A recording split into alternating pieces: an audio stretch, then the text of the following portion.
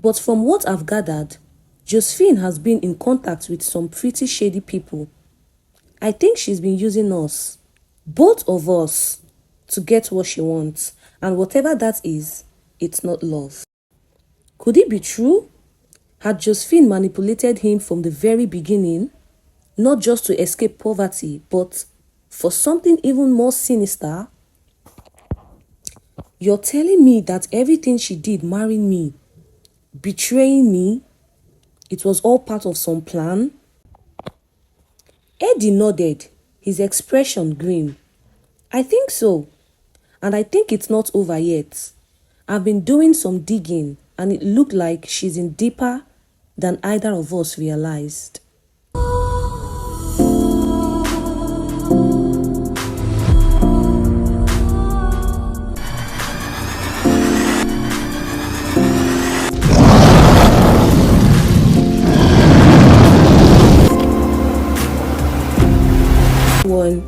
My name is Adugo, and you're watching the African Tales channel by Adugo.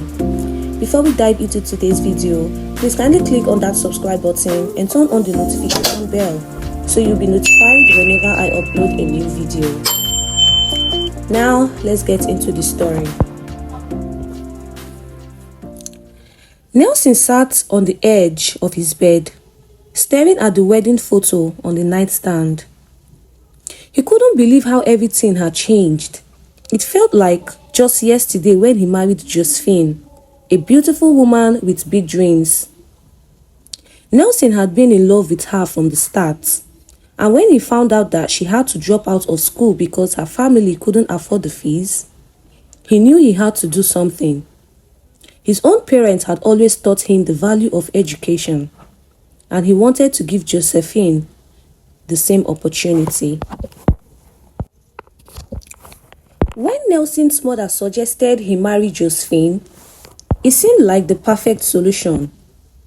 Nelson was already established in the United States, with a stable job and a good life. He could help Josephine not only by marrying her, but also by sponsoring her education.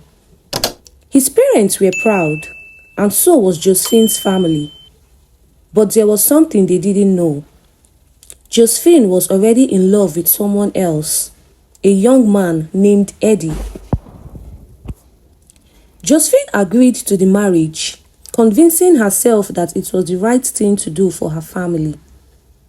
Her boyfriend Eddie was heartbroken, but he couldn't offer her the same financial security that Nelson could. Josephine believed that by marrying Nelson, she could help her family escape poverty, and maybe, just maybe, she could learn to love Nelson on time. After the wedding, Nelson fulfilled his promise and sponsored Josephine into nursing school in Nigeria. He even rented and furnished an apartment for her, making sure she had everything she needed. He visited her whenever he could, sending money regularly to make sure she never lacked anything. But unbeknownst to him, Josephine had reconnected with Eddie, and their love rekindled like a fire that had never truly gone out. Eddie moved in with Josephine, and they began planning a future together. Josephine asked Nelson for more money, claiming she needed it for school expenses. Nelson, ever trusting, sent the money without hesitation. Josephine used it to enroll Eddie in an ICT program, knowing it would help him get a good job abroad. She justified her actions by telling herself that she was still helping her family, just not in the way Nelson had imagined. After graduation, Nelson helped Josephine move to the United States.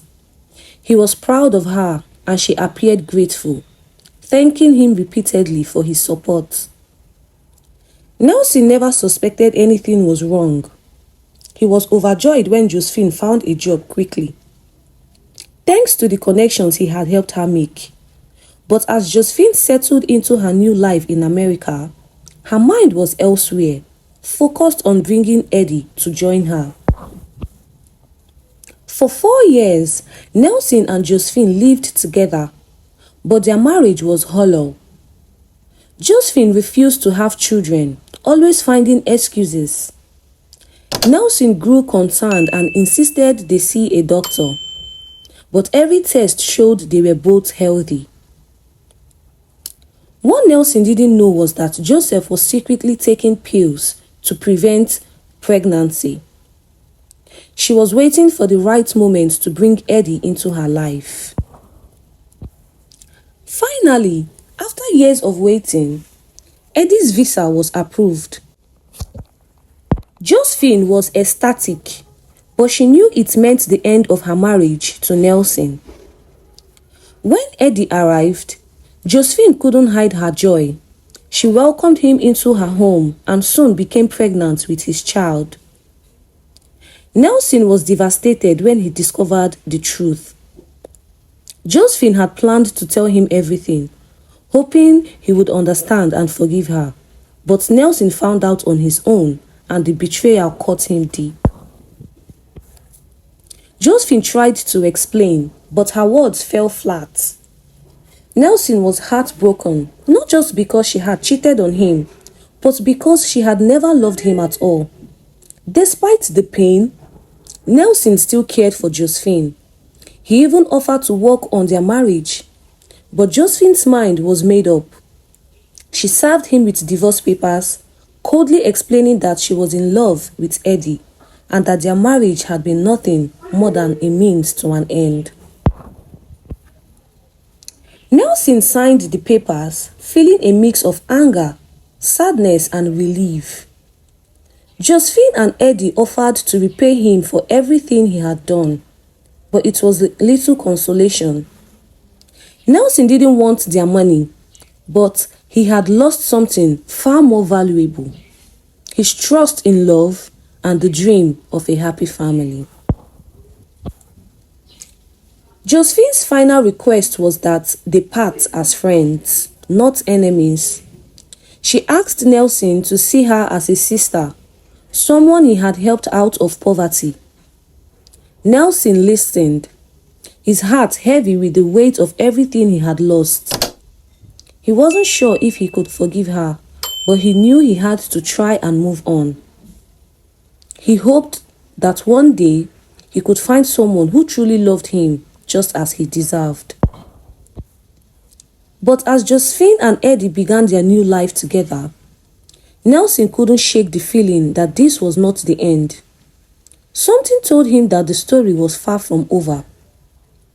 There were still questions left unanswered, secrets yet to be revealed, and perhaps a twist of fate that could change everything. One quiet evening, months after the divorce, Nelson received an unexpected message that would send him on a path he never imagined. A path that could either heal his broken heart or shatter it completely. Nelson stared at the message on his phone, his pulse quickening. It was from an unknown number, and the text was short, almost cryptic. "I need to talk to you. It's important. Please meet me tomorrow at the cafe on Elm Street at 3 p.m. Eddie." He read the message over and over, his mind racing with questions. Why would Eddie want to talk to him? What could possibly be so important? Part of him wanted to ignore it, to delete the message and move on with his life. But another part, the part that still felt the sting of betrayal, was curious. Maybe this was his chance to get some closure, to understand why things had gone so horribly wrong.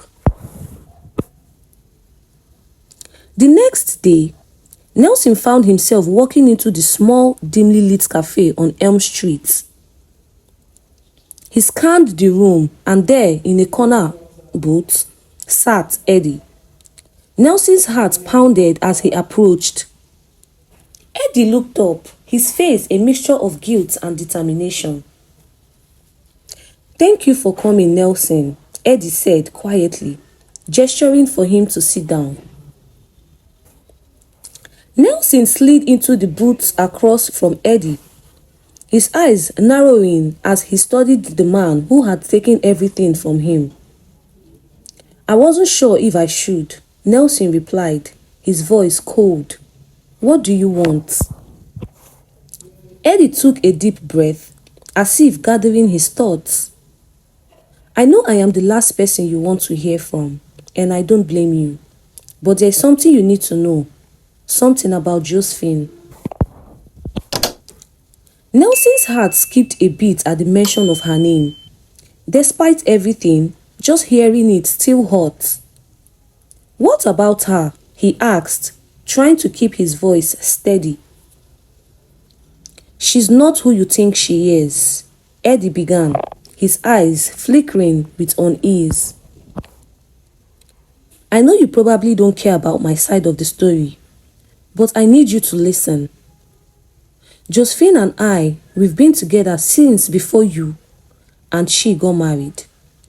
You know that. But what you don't know is that Josephine isn't just with me for love. There is something else. Something she's been hiding from both of us. Nelson leaned back his seat, trying to make sense of Eddie's words.